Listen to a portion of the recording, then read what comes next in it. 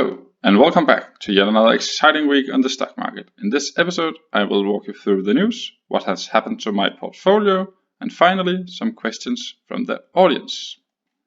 So let's start by looking at the news. Bernie Sanders has suspended his presidential campaign.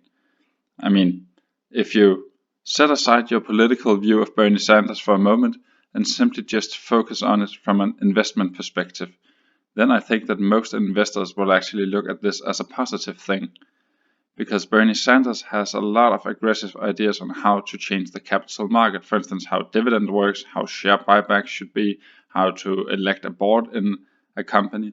And I mean, there's nothing that investors hate more than taking risks.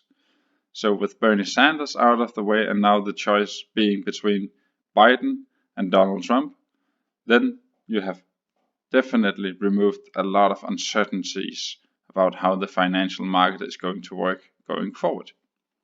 So this is not to give the impression that I am all for Joe Biden or Donald Trump. This is just to look at the raw facts that we see. And as an investor, you have to look at the implications there can be for your portfolio.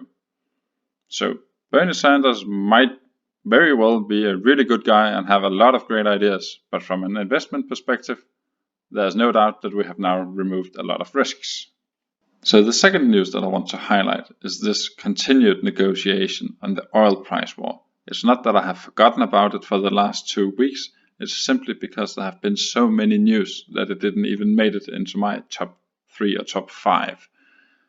So currently there are still negotiations continuing about whether or not OPEC and Russia can agree on cutting the production by 10%, and so far they have still not reached an agreement.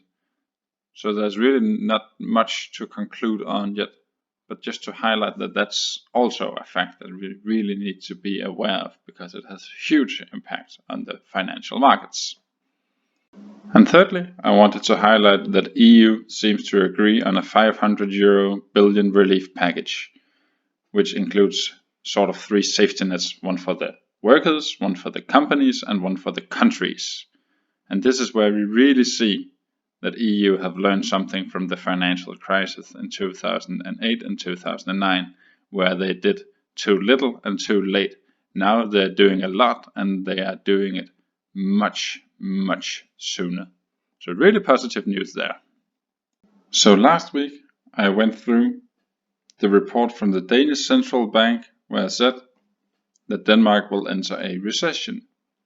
But if we look at the European economy, then Denmark is not that interesting, since it's a small country. So if we take a step back and then take a closer look at Germany, then we can see that the IFO Institute has been out with their report for the German economy this week. So just to give some highlights from this report, they expect that GDP will decline by 4.2% for the year, and that the second quarter we will actually see a decline of 9.8%. That is more than twice as big than what we saw under the financial crisis in the first quarter of 2009. And it's actually the biggest drop that we have ever seen since they started doing this quarterly recording back in the 1970s. But of course, we also have to talk about the most important news which is currently out there. So this is the video from last week, where we saw we had 1.2 million confirmed cases, 65,000 people who were dead. Let's compare that to this week's numbers. So when we look at this week's numbers, we see that we have more than 500,000 confirmed cases. We see that more than 40,000 people have lost their lives within this week. But what we immediately notice is we are no longer doubling within 7 days, meaning hopefully most countries have peaked already. So we will see the curve starting to flatten. Even though we haven't peaked in the United States yet, we are still seeing the numbers of dead people are increasing daily. And yesterday it was more than 2,000 within a single day. This is, however, still in line with the predictions that they have been given from the White House saying that they expect 2,200 to die within a single day when this peaks. So hopefully they will peak within the next week and not just in 14 days, so they can be well in line with their estimations. But one thing which is not really clear from this picture is who actually has the most amount of dead people, because we can see we have Italy, Spain, France, the United Kingdom, and then it says New York. So if we go to this web page, then we see that the United States has actually surpassed Italy. Now, let's take a closer look at the portfolio and see what has happened within the week. So first, we notice that the portfolio is up with more than $7,000, and I haven't added a single new position. This is purely capital gains, since the market is up quite significantly, and this is despite the fact that everything was closed on Friday. But if we take a closer look over here, we now see that Delta Airlines is no longer within the portfolio.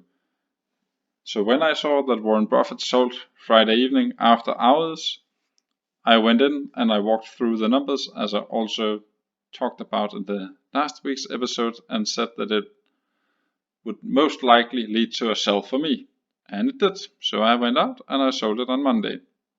And I could have, of course, kept it for a couple more days to see this rebound effect in the market, but I actually think that it was a good idea to go out and sell it on Monday based on the numbers that I went through.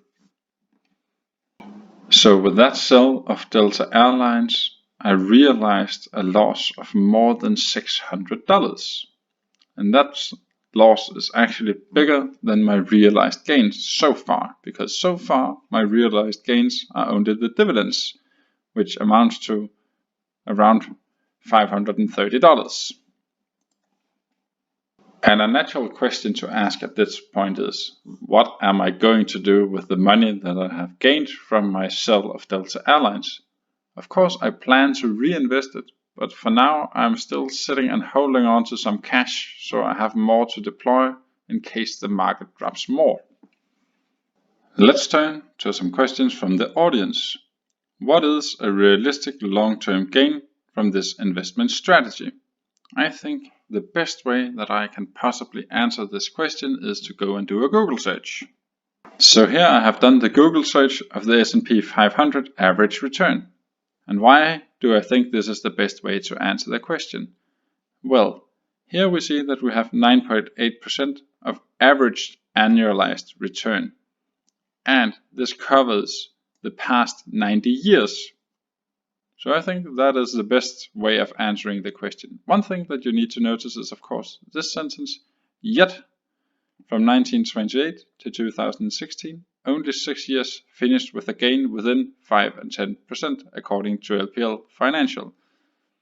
So you will, of course, see a lot of volatility as we're currently seeing, but if you are in this for the long run, as I am, then I think 9.8% should be the benchmark that you're looking for.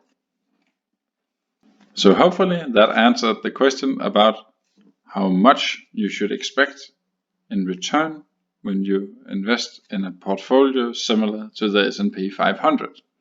At least I think that is a good benchmark to use when you have to compare your portfolio against something.